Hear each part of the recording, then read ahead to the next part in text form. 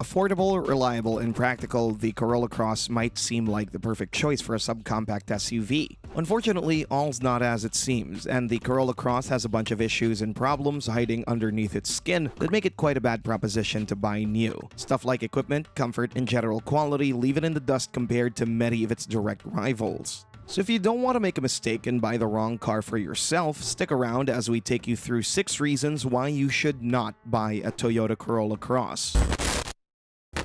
Number 6. Comfort is mediocre. One of the biggest issues with the Corolla Cross is by far how utterly uncomfortable it is. The suspension of Toyota's subcompact crossover leaves a lot to be desired, as it tends to feel every single bump on the road while also being incredibly noisy while doing so. If we were to explain how the Toyota Corolla Cross felt over bumps, it really feels like those 1990s import Econoboxes. You know that firm but flimsy way they felt and sounded over bumps? Yeah, that kind of nasty. Don't get us wrong, the Toyota Corolla Cross's suspension is definitely going to last you hundreds of thousands of miles. However, it sure won't offer any kind of pleasure during that time. In addition to that, the interior also doesn't help the Corolla Cross's case, as the seats are generally very firm while being quite unsupportive, and the rear seats don't offer that much space, further lowering the overall comfort experience. Overall, while the Toyota Corolla Cross might be a durable car both inside and underneath, it definitely won't be a pleasant car. Number 5. Non-hybrid models are obsolete.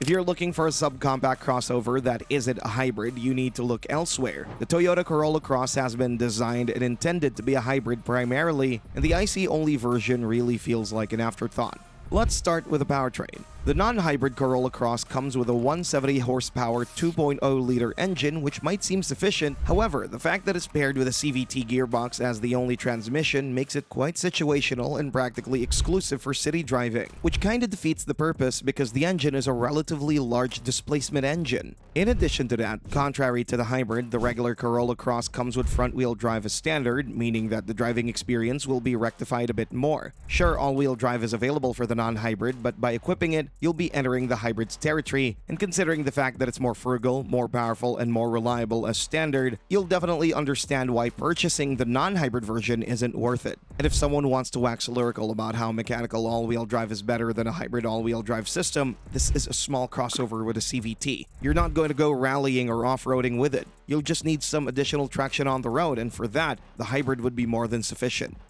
Number 4. Interior quality is subpar.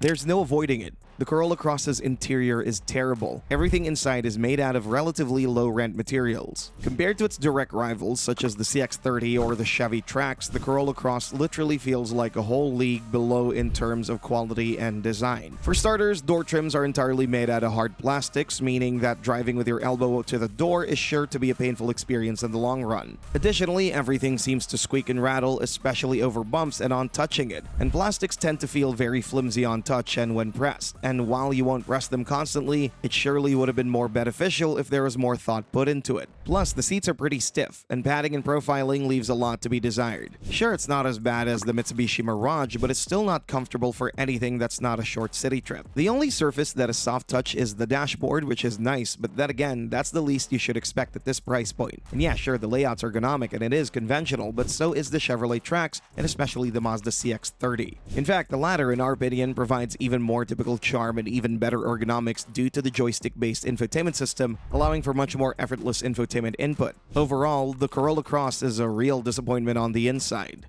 Number 3. Performance is mediocre. Both the non-hybrid and the hybrid aren't exactly peppy vehicles, and this really does show both on the motorway and on open roads. Due to their CVT gearbox, both of these literally have no pull outside the city, and their 170 horsepower and 200 horsepower output have been drastically restricted. For example, the non-hybrid goes from 0 to 60 in 9.2 seconds, which is achingly slow, especially compared to the CX-30's sub-8 seconds 0 to 60 time for the non-turbo version. And to make matters worse, the CX-30 also manages to rival and even beat the Corolla Cross when it comes down to MPG figures, despite having a conventional automatic and a larger displacement engine. And while the hybrid does offer a bit better performance from 0 to 60, doing it in a bit more than 7 seconds, its on-road performance is practically identical due to the hybrid drivetrain cutting off electric power at higher speeds. And, well, if that isn't something that would drive you away from the Corolla Cross, the fact that no matter how good it performs, it'll always constantly scream at you because of the CVT. Honestly, Toyota should have thought this through much much better, as the non-hybrid would have benefited greatly from having a conventional automatic gearbox instead of the lump it uses now. Number 2. Complete lack of personality. Honestly, this is, in our opinion, the biggest issue that the Toyota Corolla Cross faces. It's just the most dreary car that you can buy in the segment today. Seriously, you'll get nothing in terms of personality from the car. Nothing. As we've already established, the interior is just a gray mess that has little to no aesthetic appeal, and it does very little to comfort your eyes when sitting in it. The digital gauge cluster on higher trim levels is both very generic and not very informative, especially compared to the tracks, whereas the lower-end analog gauge cluster looks like something from the mid-2000s. As for the driving dynamics, the suspension simply cannot provide enough reassurance when it comes down to handling, and due to the weight balance being relatively weird and the center of gravity being relatively tall, it has been stiffened out into oblivion for no real reason. Additionally, the steering is as numb as it gets, characterized by extremely floaty and superficially light, which might be good around town but will definitely make you skeptic when on a regular B road. Just comparing it to the Mazda CX-30 shows how flawed the Corolla Cross is in this regard, as Mazda's compact crossover manages to offer a much more engaging drive while also being more comfortable and drastically more interesting and eye-pleasing in general. Sure, the Corolla Cross might be a good throwaway commuter, but for the kind of money you'll be paying for it, which is upwards of $25,000 for the non-hybrid and $30,000 for the hybrid, it just doesn't offer enough, which brings us to the final point for today. Number 1. Competition is just plain better.